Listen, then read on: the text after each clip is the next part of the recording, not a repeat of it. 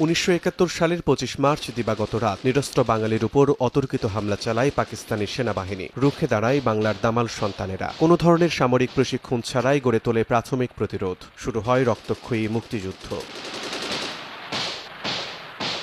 রণাঙ্গনে ধীরে ধীরে বীরত্ব দেখাতে শুরু করে মুক্তিযোদ্ধারা। একে একে পরাস্ত হতে থাকে পাক হানাদার বাহিনী। এভাবে কেটে যায় 8 মাস। ডিসেম্বরে বাংলাদেশের নানা স্থান থেকে আসতে শুরু করে মুক্তির খবর।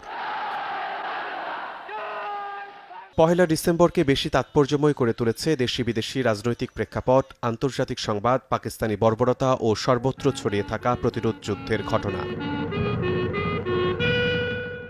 এদিনে দিল্লিতে রাজ্যসভার অধিবেশনে ভারতের প্রধানমন্ত্রী ইন্দিরা গান্ধী জোরালো কণ্ঠে আহ্বান জানান, উপমহাদেশের শান্তি প্রতিষ্ঠার স্বার্থে অবিলম্বে বাংলাদেশ থেকে পাকিস্তানি সৈন্য প্রত্যাহার করতে হবে। এ বক্তব্য আন্তর্জাতিক কূটনৈতিক অঙ্গনে বৈপ্লবিক গুরুত্ব তৈরি করে এবং বিশ্বের সামনে পাকিস্তানের সামরিক জান্তার নৃশংসতার চিত্র আরও স্পষ্ট হয়ে ওঠে। এদিন ভোরে ঢাকার ইস্কাটনে পাকিস্তান পিপলস পার্টির কার্যালয়ে বোমা বিস্ফোরণের ঘটনা ঘটে। এতে অফিসের 3টি কক্ষ ও গুরুত্বপূর্ণ কাগজপত্র ধ্বংসস্তূপে পরিণত হয়। জিঞ্জিরায় কমপক্ষে 87 জন যুবককে নৃশংসভাবে হত্যা করা হয়। এদিন গাজীপুরের কালীগঞ্জে ন্যাশনাল জুট মিলের কর্মকর্তা কর্মচারীদের উপর পাকিস্তানি হানাদার বাহিনী হামলা চালিয়ে 136 জন নিরীহ বাঙালিকে হত্যা করে।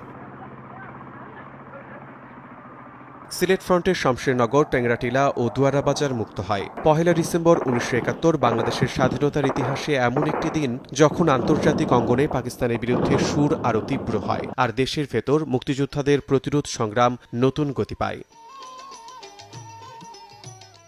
শিমুল হোসেন, সময় সংবাদ।